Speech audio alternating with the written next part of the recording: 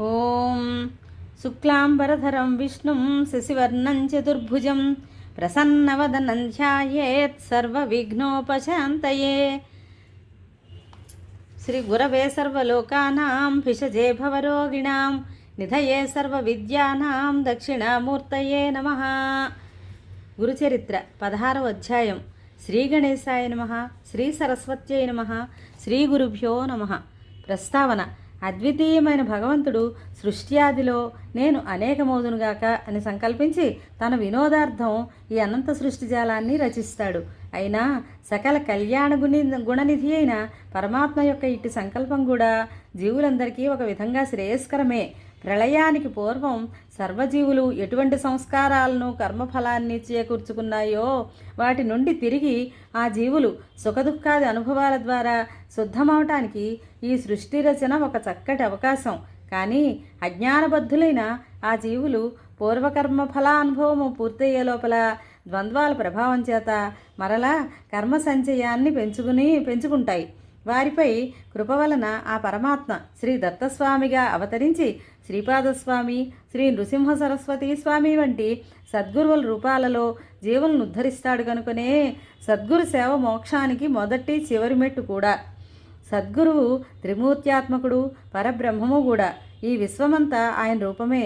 గురుభావంతో దేనిని అచంచలమైన దీక్షతో సేవించినా మానవుడు గమ్యాన్ని చేరవచ్చు. కానీ సామాన్యులకు ఏ వస్తువునైనా వ్యక్తినైనా పరిపూర్ణమైన గురుభావంతో సేవించడానికి తగిన సంస్కార బలం ఉండదని ఈ అధ్యాయంలోని గురు పరాంగుముఖుడైన విప్రుని వృత్తాంతం తెలుపుతుంది.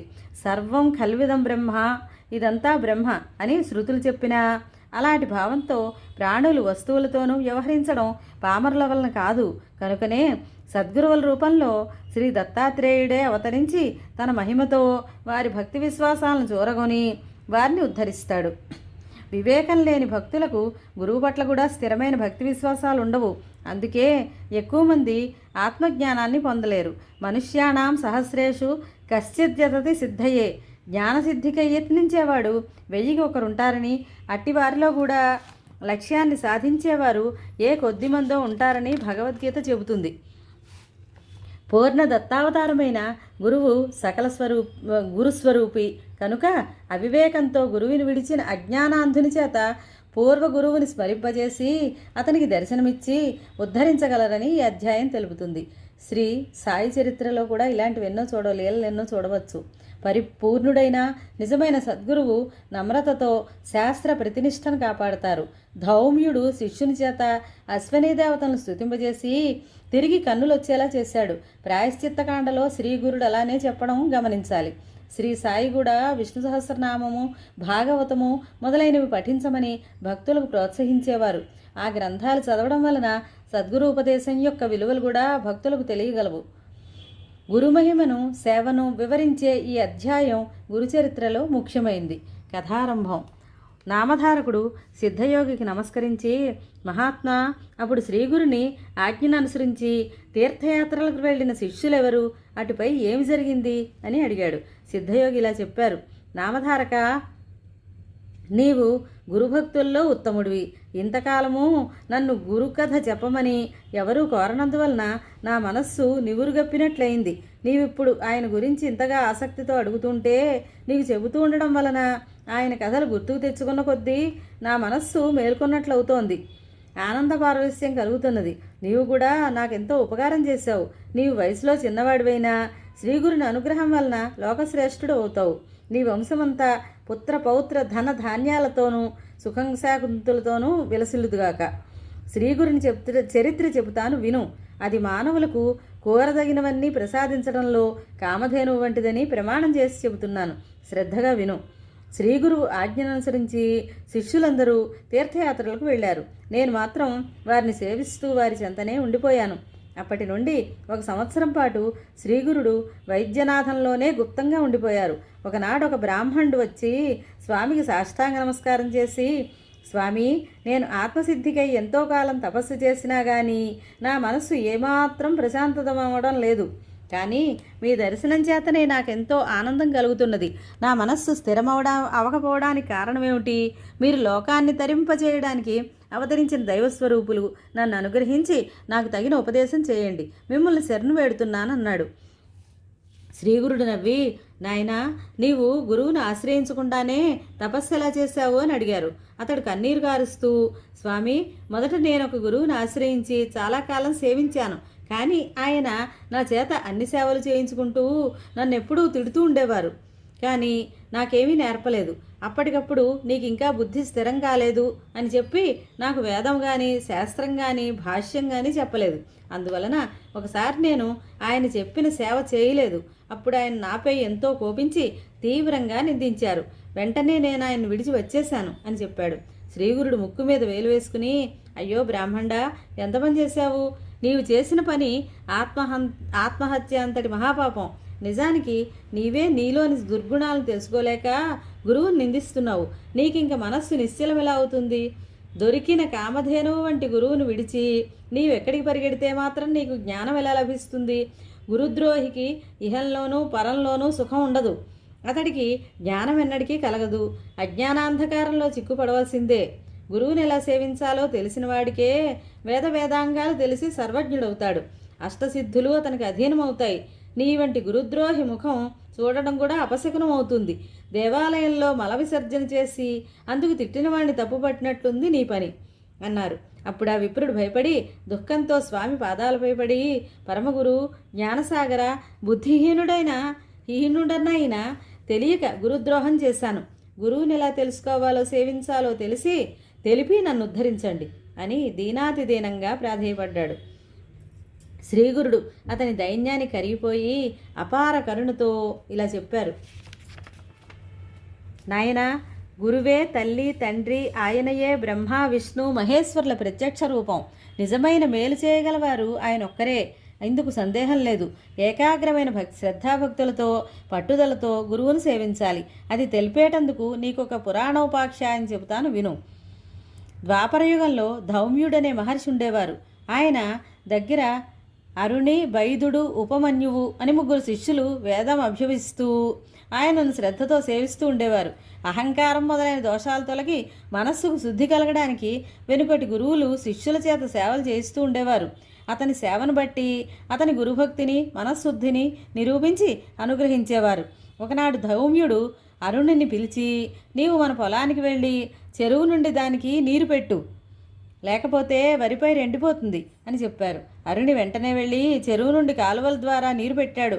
కానీ కాలువకు ఒకచోట గండిపడి నీళ్ళన్నీ పల్లానికి పోతున్నాయి.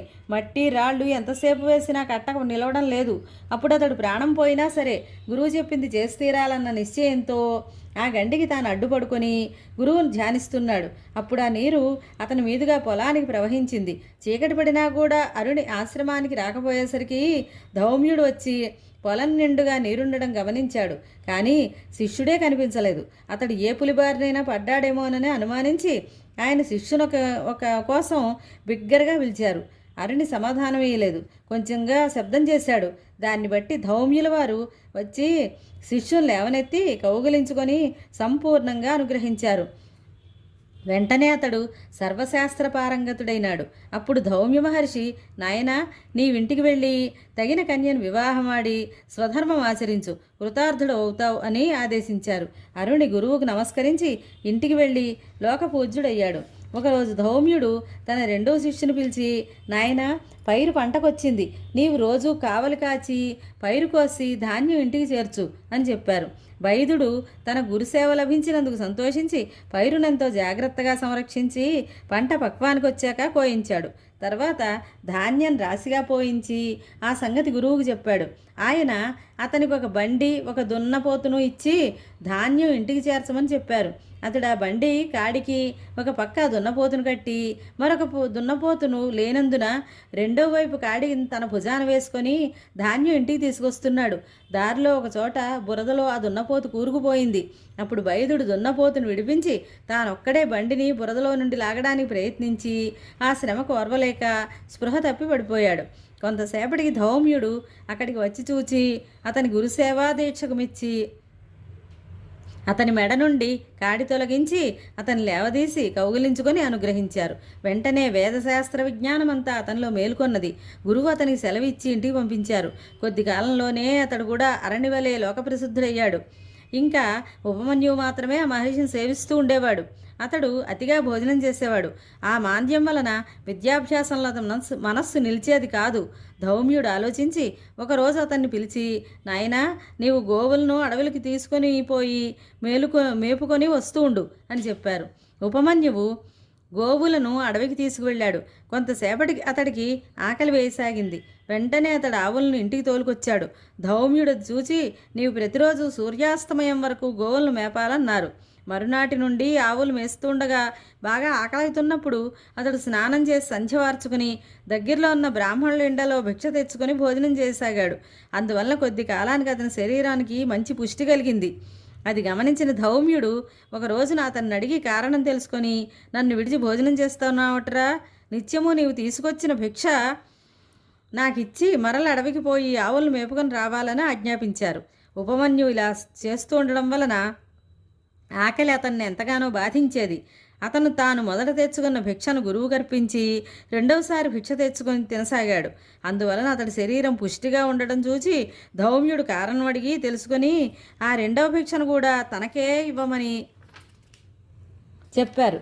ఉపమన్యువు కొంచెమైనా బాధపడక అలానే చేసి ఆవుల దగ్గర దూడలు త్రాగగా మిగిలిన పాలు త్రాగి ఆకలి తీర్చుకోసాగాడు. అందువలన కొద్ది కాలంలోనే అతని శరీరం మరింతలా వెక్కింది. ఒకరోజు ధౌమ్యులు వారందుకు కారణం అడిగి తెలుసుకొని, ఒరే, పశువుల ఎంగిలి పాలు త్రాగితే పశువు వలె నీవు కూడా బుద్ధిహీనుడవుతావు కనుక త్రాగవద్దని నిషేధించారు. ఆ మరునాడు ఆకలి వేస్తుంటే జిల్లేడి పాలు ఎంగిలివి కావని తెలిసి వాటిని ఒక దొప్పలో పడుతూ ఉండగా ఆ పాలు అతని కళ్ళలో చింది అతని రెండు కళ్ళు కనిపించలేదు.